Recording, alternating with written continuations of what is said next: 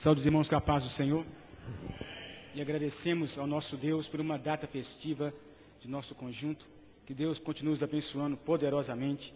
Agradecemos ao Senhor pela oportunidade de ministrarmos a palavra de Deus para os irmãos nesta noite. Sinto-me honrado e transfiro toda a honra e toda a glória para o nome do Senhor Jesus Cristo, que está sendo adorado e louvado pela igreja do Senhor nesta noite. E cremos que Deus já tem ministrado aos nossos corações, às nossas vidas, a sua graça, o seu poder, a sua virtude. E já estamos abençoados, porque Efésios capítulo 1, versículo 3 está escrito assim: bendito seja o Deus e Pai de nosso Senhor Jesus Cristo, que nos abençoou com toda a sorte de bênçãos nas regiões celestiais em Cristo Jesus. Então nesta noite nós já estamos totalmente abençoados na pessoa de Jesus Cristo. Irmãos, nós temos toda a liberdade de celebrarmos ao nosso Deus. Muitos pensam que aí tem pouca pessoa, aqui tem pouco, aqui dentro está cheio nesta noite. Primeiro, está cheio com vocês aqui, os anjos de Deus estão aqui, e está cheio porque o nosso Deus está conosco nesta noite, a presença dele está conosco. Amém? É muito extenso, mas no tema dessa festividade está em Salmo, no capítulo 68, no versículo 34. Tributai ao Senhor, glória a Deus, e a sua majestade está sobre Israel, e a sua fortaleza nos espaços siderais. Também no Salmo 96, no versículo 7. Salmo 96, no versículo 7. Está escrito assim: tributai ao Senhor, ó família dos povos, tributai ao Senhor glória e força, tributai ao Senhor a glória devida ao seu nome, e entrai nos seus, trazei oferendas, e entrai nos seus atos, adorai o Senhor na beleza da sua santidade, tremei diante dele. 1 Crônicas capítulo 16, versículo 23 a versículo 29, repete todos estes salmos. Esses salmos mencionados pelo salmista Davi foram os mesmos salmos que ele usou quando trouxe a arca do Senhor até Jerusalém, em 1 Crônicas capítulo 15 e versículo 16. E a arca entrou na cidade aclamada. Sim, porque a arca simbolizava a presença e a glória de Deus no meio do povo. Quando Davi celebrava diante do Senhor, ele convidou todo o povo a tributar a Deus a glória e o louvor pelo aquele acontecimento.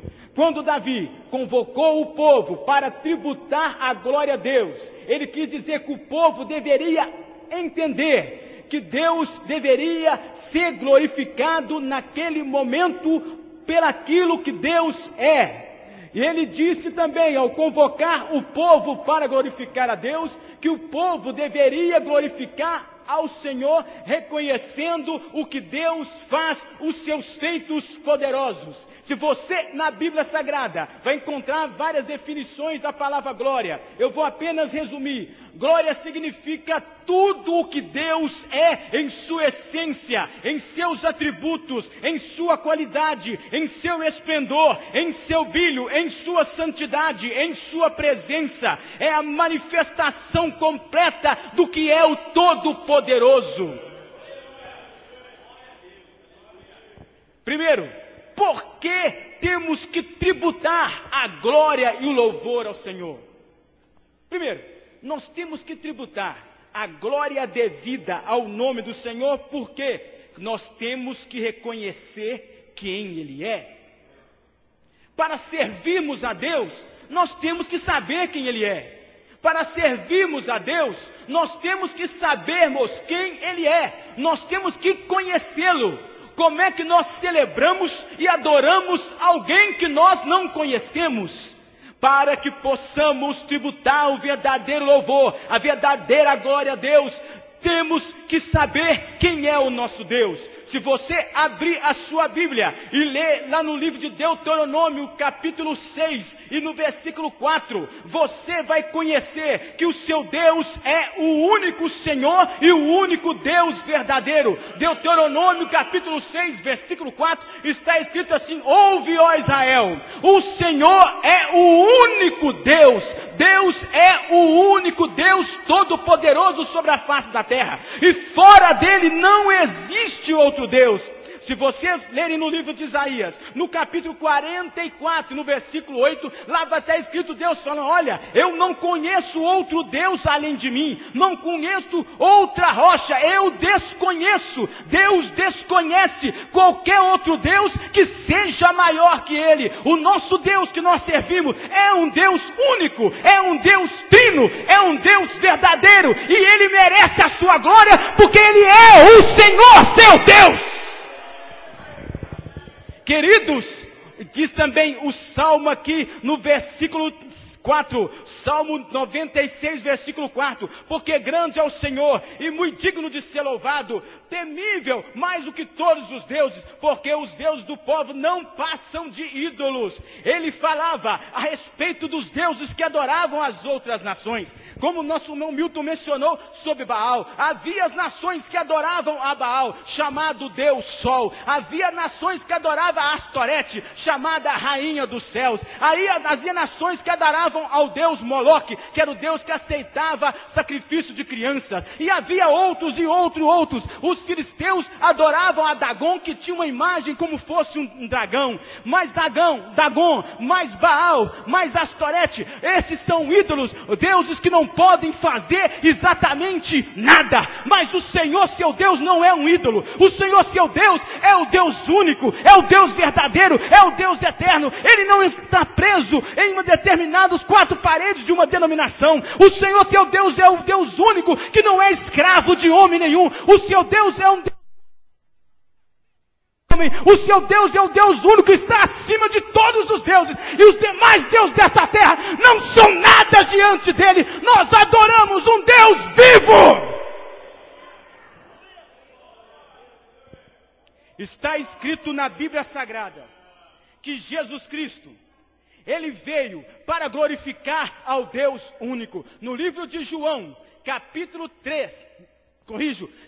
17, versículo 3, está escrito assim: eu, Pai, vim para te glorificar e consumar a sua obra. Jesus Cristo veio para glorificar ao Deus Todo-Poderoso. Está escrito na Bíblia Sagrada também que nós adoramos e damos glória, toda a honra devida ao nome do Senhor, porque o nosso Deus é o Deus Criador de todas as coisas.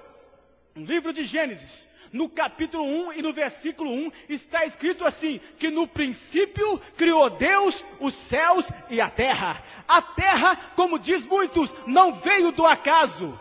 A terra não veio do grande Big Bang, que iniciou-se toda a criação. Segundo dizem os cientistas, que houve a história mais ou menos assim, que diz que de repente teve uma explosão, o átomo, um negócio pequenininho que nós não conseguimos vê-lo, copitar com nossos olhos, foi assim inchando, e de repente, bum, deu uma grande explosão, e do nada passou a existir toda essa humanidade, e do nada passou a existir o planeta Terra e todo o universo. Queridos, estão completamente enganados. Existe um ser todo-poderoso atrás de toda a obra da criação. Alguns cientistas já afirmaram, realmente, nós vimos essa beleza e afirmamos, está numa revista super interessante, que realmente existe uma mente por trás de toda a obra da criação. Existe nesse exato momento, o nosso planeta Terra está cercado lá no universo, no espaço sideral. Estamos no espaço sideral nesse exato momento. Deus se assenta sobre a redondeza da terra, e eu quero dizer para os irmãos, a terra está nesse exato momento flutuando sobre o nada,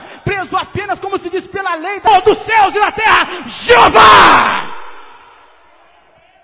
A Ele a glória, a Ele a honra, a Ele toda a adoração. Devemos adorar a Deus e dar a Ele a glória devido ao nome dEle, porque Ele é o Criador de todas as coisas. No livro de Isaías, no capítulo 45, no versículo 7, versículo 8, Deus fala: Israel, eu sou o seu Criador. Deus criou todas as coisas.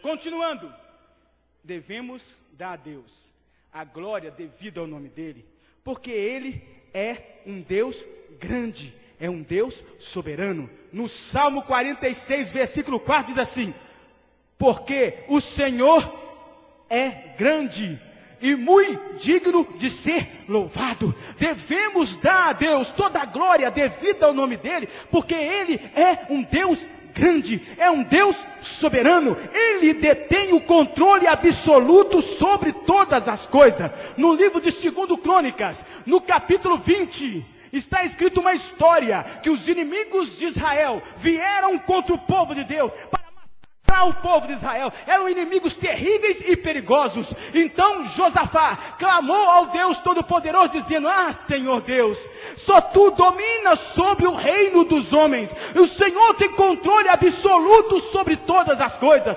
Queridos, o controle absoluto, o domínio não está nas mãos de homem nenhum. O controle absoluto de todas as situações está nas mãos do nosso Deus. Ele controla os céus, Ele controla a terra, Ele controla o universo. Se Deus quiser neste momento trincar essa igreja todinha e nascer água daqui da meio dessa igreja, Ele faz isso. Se Deus quiser fazer as estrelas se moverem agora no céu, Ele faz isso. Se Deus quiser fazer um tsunami sobre toda a terra com o mar, Ele faz isso. Se Deus quiser fazer esse mundo explodir, Ele faz isso. E ninguém pode impedir, porque Ele é soberano. Pensa bem, você serve um Deus soberano. Está em Gênesis capítulo 17, versículo 1. Quando Deus se manifestou a Abraão, Ele disse: Abraão, anda na minha presença e ser perfeito. Eu sou o Deus Todo-Poderoso. Apocalipse capítulo 1, versículo 8, fala de Jesus Cristo. Fala: eu sou o Alfa, eu sou o Ômega, eu sou o Deus Todo-Poderoso. O nosso Deus não é um Deus fraquinho. O nosso Deus não é um Deus deprimidinho. O nosso Deus não é um Deus derrotadinho. Não, o nosso Deus pode. Ele é todo-poderoso. Ele é todo-poderoso. Você tem que glorificá-lo, porque Ele é o Senhor absoluto. Olha só,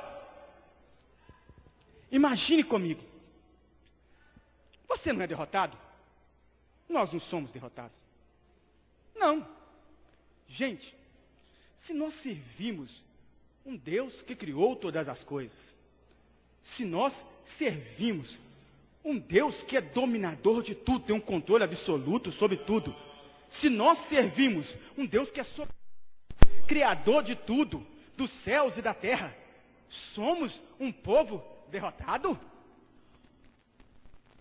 Se nós servimos um Deus que se revela onipotente, um Deus que abriu o mar vermelho para o povo dele passar, um Deus que deteve o sol para sol e lua, somos um povo derrotado? Está escrito nas páginas sagradas: o povo que conhece o seu Deus será forte. Você pode adorar a Deus por isso, você pode honrar o seu Deus não é uma utopia, o seu Deus não é um Deus vazio, Ele é um Deus vivo.